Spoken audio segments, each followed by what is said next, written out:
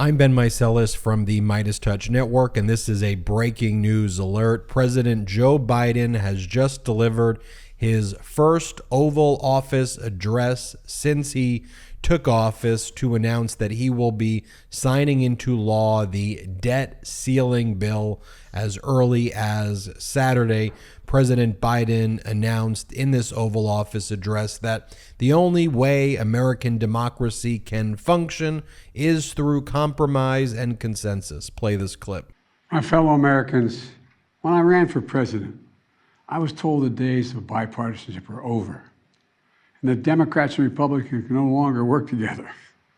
But I refuse to believe that, because America can never give in to that way of thinking. Look, the only way American democracy can function is through compromise and consensus. And that's what I work to do as your president.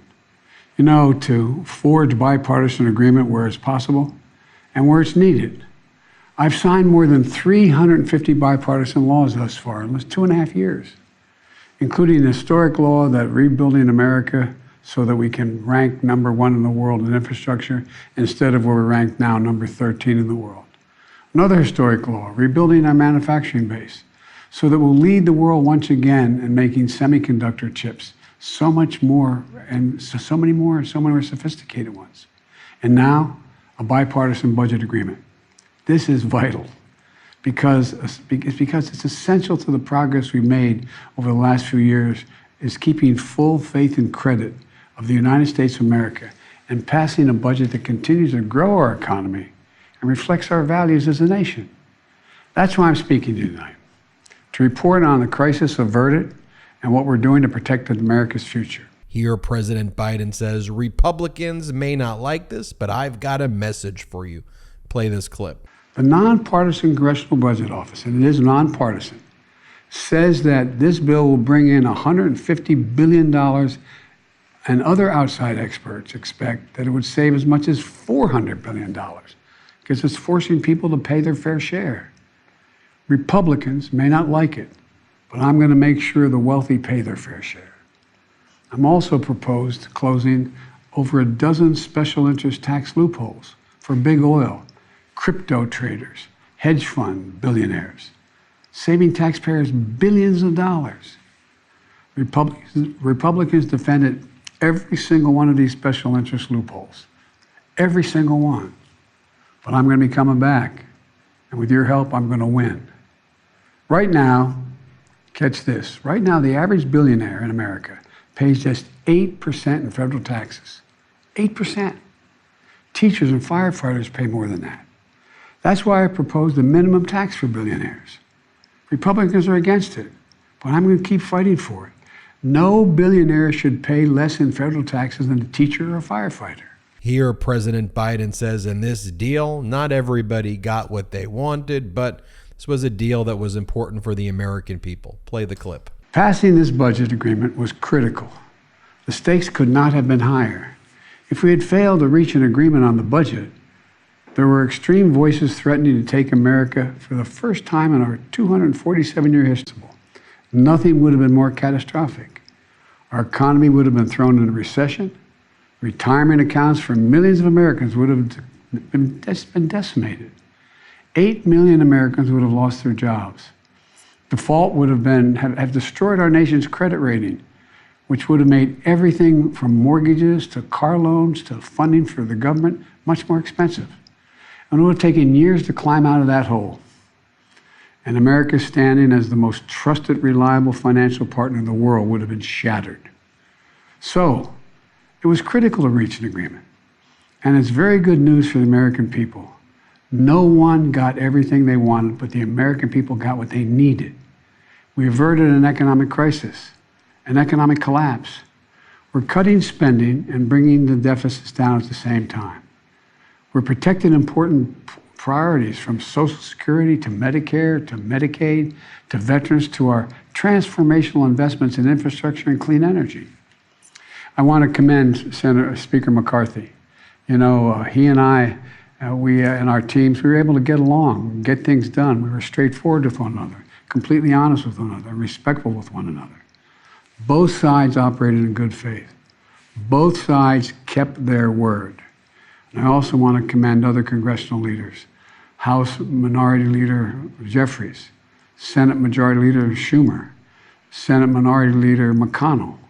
They acted responsibly and put the good of the country ahead of politics. The final vote in both chambers was overwhelming, far more bipartisan than anyone thought was possible. So I want to thank the members of Congress who voted to pass this agreement, which I'm going to sign tomorrow and become the law. Here, President Biden references that incredible moment at his State of the Union address where he got the MAGA Republican Party to commit that they would not cut Social Security and Medicare. Play the clip. You may remember during my State of the Union address, there was a spirit exchange between me and a few Republicans spontaneously occurring on the floor of the House of Representatives. I was pointing out that for years, some of them were putting forward proposals to cut Social Security and Medicare. And some of them that night took exception, and they said very loudly that that wasn't true. So I asked them on the floor that night, ask them a simple question. Will you agree not to cut Social Security, not to cut Medicare? Would they agree to protect these essential programs? They're a lifeline for millions of Americans. Programs that these Americans have been paying into every single paycheck they've earned since they started working, and that provides so much peace of mind. With the bright lights and cameras on, those few Republicans who were protesting, they agreed. They said they wouldn't cut it. That's how we protected Social Security and Medicare from the beginning and from it being cut, period. Health care was another priority for me, a top priority. I made it clear from the outset, I would not agree to any cuts in Medicaid, another essential lifeline for millions of Americans, including children in poverty, the elderly in nursing homes, and Americans living with disabilities. The original House Republican proposal would have cut health care for up to 21 million Americans on Medicaid. And I said no. And Medicare was protected. And so were millions of people most in need. Look, I've long believed that the only one truly sacred obligation that the government has is to prepare those we send into harm's way and care for them and their families when they come home and when they don't come home. That's why my last budget provided VA hospitals with additional funding for more doctors, nurses, and equipment to accommodate the needs of veterans and more appointments. The House Republican plan would have meant 30 fewer million VA healthcare visits for our veterans. But we didn't let that happen. And here is how President Biden closed his Oval Office speech. Play this clip. Let me close with this. I know bipartisanship is hard and unity is hard, but we can never stop trying. Because in moments like this one, the ones we just faced, where the American economy and the world economy is at risk of collapsing, there's no other way. No matter how tough our politics gets, we need to see each other not as adversaries, but as fellow Americans. Treat each other with dignity and respect. To join forces as Americans to stop shouting, lower the temperature, and work together to pursue progress, secure prosperity, and keep the promise of America for everybody. As I've said in my inaugural address, without unity, there is no peace, only bitterness and fury. And we can never become that country. I can honestly say to you tonight that I've never been more optimistic about America's future. We just need to remember who we are.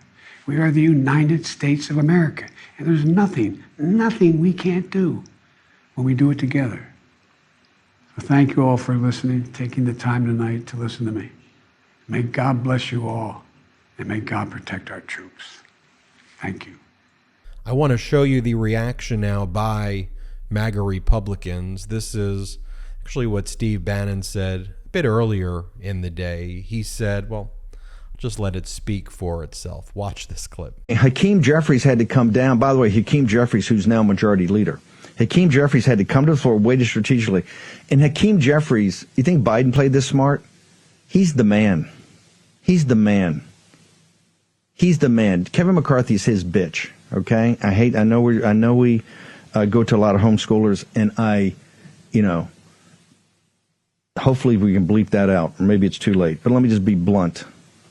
Hakeem Jeffries, the power moves he made were spectacular. And here, Steve Bannon's message to the MAGA Republicans is that Kevin McCarthy and the Republicans in the House of Representatives are lying to the MAGA base. Play this clip. The Democrats know how to govern smash mouth. You don't see them surrendering. And here's what they won't do. And I've got to give the progressive left a hat tip on this. They don't go back and try to sugarcoat it to their people. If they got to give up something, they got to do something. Here, they're actually lying to you like you're a fool and an idiot, and they're going to throw out a couple of shiny toys. Oh, let's get the Ray indictment. Let's get the Ray subpoena out there. Let's get Fox all worked up on that. And let's throw the J6. Let's just randomly put the J6. They've had it ever since Tucker got fired. They've had it forever. Or even when Murdoch shut Tucker down after the first or second night. They've had it. They could have put it at any time. They strategically did it, the shiny toy, because they think you're a moron. They think you can go, oh, yeah. Oh, let's go impeach about 10 people. You can't, when you've got the biggest hammer you're ever going to have, the biggest leverage you're ever going to have, the debt ceiling, because it cuts them off from spending money. When you've got that and you're telling me you're going to impeach people? I will show you this clip. This is of Democratic Senator Chuck Schumer talking about why more Democrats actually supported this bill. Play this clip. Overwhelming majority of Senate Democrats voted for the bill. A majority of Republicans voted against it. And it's not just how Democrats carry the bill to the finish line, but why. Why'd we get more votes? We got more votes because the bill beat back the worst of the Republican agenda. This exercise was this was an exercise in where the American people were at, and they're much closer to where we are than where they are. Of course, nobody got everything they wanted. There was give on both sides, but this agreement was a very good outcome because it accomplished three extremely important goals. First and foremost, we prevented a catastrophic default that would have decimated our economy, raised costs, and inflicted immense unnecessary pain on tens and tens of millions of American families. Second, the bill preserves the lion's share of the historic investments we've made to grow our economy, fix our infrastructure, make the U.S. more competitive on the world stage, which the Republican caucus in the House seemed intent on tearing down. They didn't get to do that. And third, and very importantly, we did a very good job of taking the worst parts of the Republican plan that would have hurt so many families, and we took those worst parts off the table. Let me say it again. Tonight's vote is a good outcome because Democrats did a very good job taking the worst parts of the Republican plan off the table, and that's why Dems voted overwhelmingly for this bill, while Republicans, certainly in the Senate, did not. Remember what House Republicans originally wanted when they showed us their plan, and compare it to the bill we're now sending to the president's desk. The difference is as stark as night and day. Republicans wanted to gut investments we made in the IRA and the Inflation Reduction Act that are driving a new generation of American manufacturing, billions and billions of investments, and thousands upon thousands of jobs. We fought and fought. That ain't happening. And in contrast, here is MAGA Republican Senator Ted Cruz whining and complaining that Republicans got rolled over and Democrats essentially secured everything they wanted in this debt ceiling bill. Play this clip. There's a reason today that Joe Biden and the Democrats are popping champagne and celebrating, because they got Republican leadership to roll over and fund almost the entirety of Biden's Green New Deal agenda. They got the Republicans to fund almost the entirety of the spending spree that has happened the last 2.5 years, and we are bankrupting our country. I think we should have used the leverage we had to fight for real and more significant spending cuts. And unfortunately, almost all of the spending cuts that the House Republicans initially passed, the Biden White House succeeded in getting stripped from this bill. I think it's a lousy bill. And I think in both houses, there are more Democrats supporting it than Republicans. And if you want to know what a lousy deal looks like, that's what a lousy deal looks like. Yeah. They were more excited to vote for it. Folks, and there you have it. President Biden's Oval Office address. The debt ceiling bill will become law, averting a catastrophe manufactured by the MAGA Republicans. And I will just say this final remark about the debt ceiling bill. Was it perfect? Absolutely not. But if you go into the portions of it that I think most people are very critical of, increasing the work requirements for the Supplemental Nutrition Assistance Program, SNAP, and similar type programs. What the Congressional Budget Office ultimately determined, though, is while additional work requirements were added, what President Biden was actually able to achieve was to increase the overall eligibility of these programs. So actually more people will now get these programs than were previously able to get these programs. About 78,000 more people per month will be able to avail themselves of some of these programs because of this deal. There's one other portion of the deal that's being heavily criticized, and so I want to address it head on. I could talk about all the great things about this bill, but let's talk about the difficult part. Let's have these difficult conversations. Is that student debt collections will be starting in the next 60 to 90 days or so from the signing of the bill. The one thing I want to mention is that does not change the fact that President Biden's actions were to cancel student loan debt for a significant portion of the population. MAGA Republicans are the ones who have challenged that. If Biden prevails in the Supreme Court over the Republican objections to it, then the student debt will be canceled between $10,000 and $20,000 for people who meet the criteria. That is a Biden policy that Republicans tried to stop. It should also be noted Republicans are the ones who have been introducing bills to overrule Biden's student debt cancellation. Biden will veto that.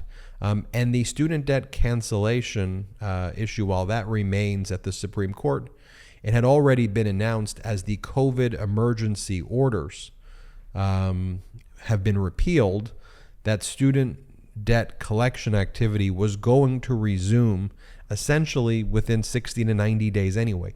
The status quo has not actually changed at all. And so I know there are a lot of people who are very critical of that, but truly the status quo has not changed, and President Biden is the one who has championed student debt cancellation, and his priorities have been for the workers. As President Biden says, you can't compare me to the almighty, but compare me to the alternative that's out there. And I, for one, am happy that there is a responsible adult in the Oval Office who takes the job seriously. Who do I disagree with? Yeah, but I think he's, from time to time I do. Do I think he's a compassionate individual, cares about our country, and has our best interests at heart and is trying to solve problems? Yeah. What you saw in the Oval Office, in my view, is what a president should be. I appreciate you watching this. Hit subscribe. We're on our way to 1.5 million subscribers. Check us out at patreon.com/MeidasTouch. Wherever you get audio podcasts, subscribe to the MeidasTouch podcast. All right, hit subscribe on our YouTube and have a great day. Love this video? Then you'll love the MeidasTouch podcast. Listen as my brothers and I break down the latest news and chat with top political leaders on the fastest growing pro-democracy podcast in the world. New episodes drop every Tuesday and Friday. Add the MeidasTouch podcast right now wherever you listen to your podcasts.